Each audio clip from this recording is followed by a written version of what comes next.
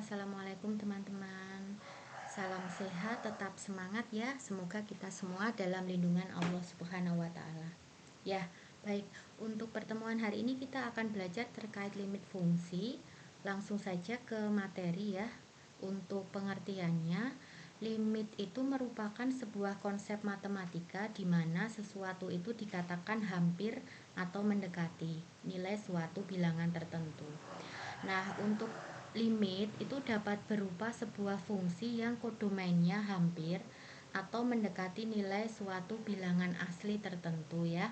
Untuk ilustrasinya, limit ini terdapat gambar ya, yang mana ketiga ini sebenarnya berbeda tetapi hampir mirip dengan gambar lingkaran ya. Ada persegi 5, persegi 6, persegi 8, tetapi ketiga gambar ini sudah mendekati mirip dengan gambar lingkaran. Nah, begitu juga untuk limit fungsi ya, itu gambarannya. Kemudian untuk yang pertama, kita akan belajar limit fungsi aljabar. Yang mana limit fungsi aljabar ini terdapat beberapa hukum atau teori limit yang perlu kita perhatikan ya.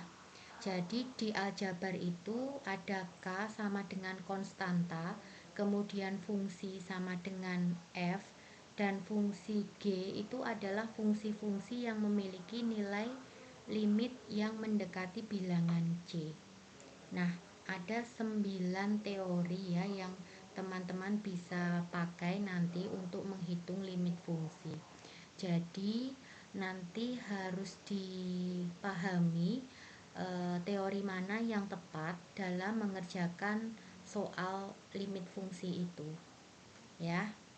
Untuk selanjutnya, metode dalam mengerjakan limit fungsi aljabar itu ada 3, yaitu metode substitusi, pemfaktoran, dan perkalian dengan akar sekawan ya. Nah, untuk metode substitusi ini adalah metode yang paling gampang teman-teman. Jadi nanti dia paling mudah ya untuk menghitung, karena dia langsung tinggal menggantikan saja angka yang tertera di fungsi-fungsinya ya. Jadi di sini sebagai contoh ada fungsi x kuadrat dikurangi 4 per x plus 2. Nah, di sini teman-teman tinggal mengganti x di sini dengan x sama dengan 3 ya. Jadi tinggal mensubstitusikan atau menggantinya saja dan kemudian menghitungnya. Nah, yang kedua ada metode pemfaktoran, yang mana di sini dapat kita pakai metode ini apabila dalam metode substitusi itu nanti menghasilkan nilai yang tak tentu, sehingga nanti perlu dihitung dengan menggunakan metode pemfaktoran. Jadi di sini dalam metode pemfaktoran kita harus membuat faktor dulu dalam fungsi-fungsinya ya. Jadi di sini ada fungsi x kuadrat min 3x dan fungsi 2x min 6. Nah, ini kita faktorkan terlebih dahulu masing-masing ya. Dan kemudian setelah kita faktorkan, baru kita ganti dengan nilai x, yaitu kita substitusikan di sini ya. Nanti tinggal dihitung hasilnya. Jadi untuk metode pemfaktoran itu kita harus memfaktorkan terlebih dahulu, baru kita substitusikan dengan nilai x yang ada. Oke. Kemudian yang ketiga dengan menggunakan perkalian akar sekawan. Nah, maksudnya seperti apa? Jadi kalau untuk metode perkalian dengan akar sekawan di sini, ini juga dilakukan apabila metode substitusi langsung ini menghasilkan nilai limit yang irasional. Jadi kita baru bisa pakai dengan menggunakan perkalian akar sekawan. Nah, caranya bagaimana?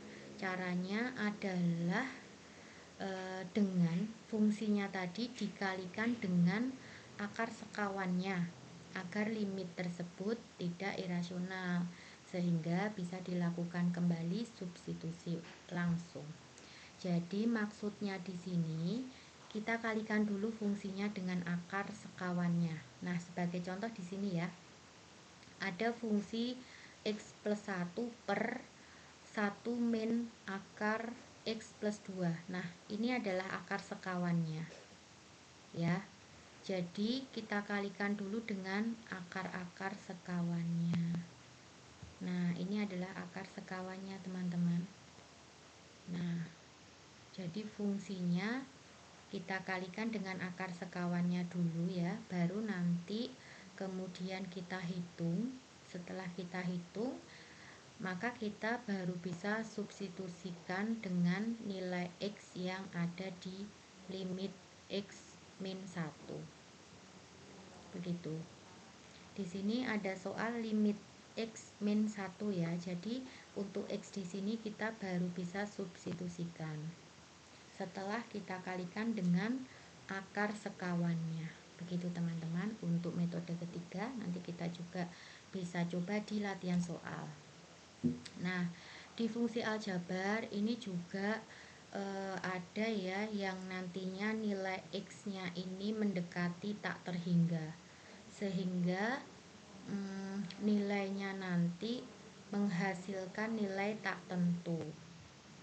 Maka untuk perhitungannya nanti menggunakan teori limit yang perlu diperhatikan ya. Salah satunya di sini, jika n adalah nilai bulat, kemudian k konstanta, fungsi f dan fungsi g adalah fungsi-fungsi memiliki nilai limit yang mendekati bilangan c. Ya, jadi ada 11 teori yang teman-teman bisa pakai nanti untuk yang fungsi aljabar dengan hasil tak terhingga, dengan nilai x yang mendekati tak terhingga.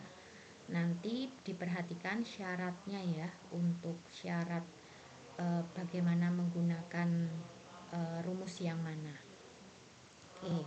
Kemudian untuk yang limit aljabar tadi ternyata terbagi menjadi dua cara, yaitu pangkat tertinggi dengan menggunakan pangkat tertinggi ataupun juga dengan mengalihkan bentuk sekawannya.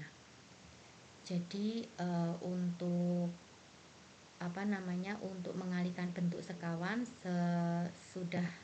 tadi sudah ada pengertian ya yang di awal tadi. Sama, kita tinggal mengalihkan saja dengan bentuk sekawannya. Kemudian kita nanti tinggal masukkan saja ke rumusnya. Nah, kalau yang cara pertama ini dengan pangkat tertinggi, membaginya dengan pangkat tertinggi. Jadi di sini nanti kalau dilihat dari rumus dari fungsi-fungsinya ya, di sini kan fungsinya 4x min 1 per x kuadrat plus 2. Jadi ini kita bagi lagi menjadi pangkat tertingginya. Nah, pangkat tertingginya adalah x kuadrat.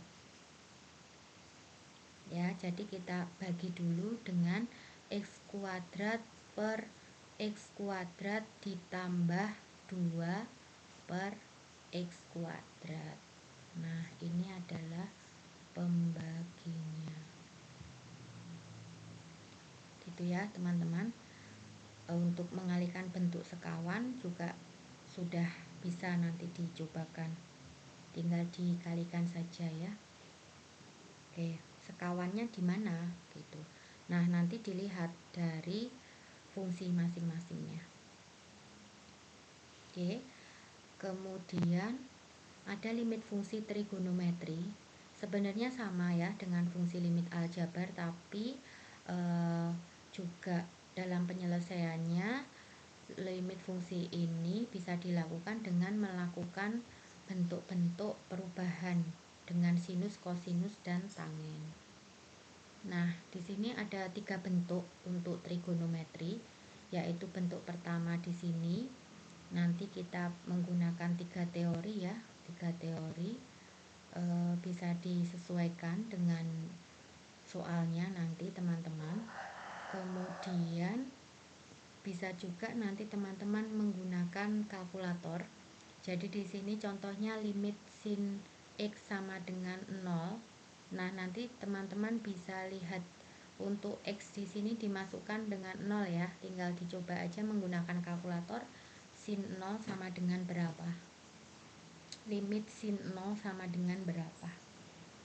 Oke ya. Begitu untuk bentuk kedua.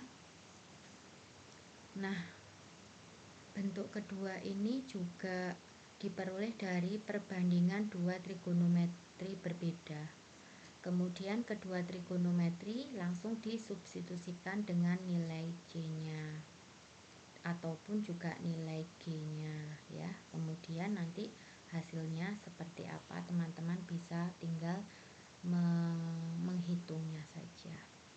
Oke, untuk bentuk ketiga ini diperoleh dari perbandingan antara trigonometri dan fungsi aljabarnya.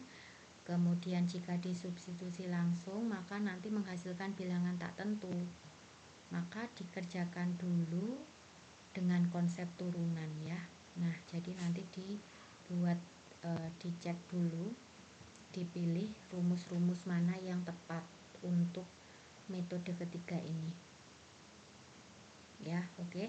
Baik, untuk pendahuluan materi sudah cukup. Nanti teman-teman bisa mencoba untuk latihan soalnya dikerjakan. Sekian dari Bu Santi. Wassalamualaikum warahmatullahi wabarakatuh.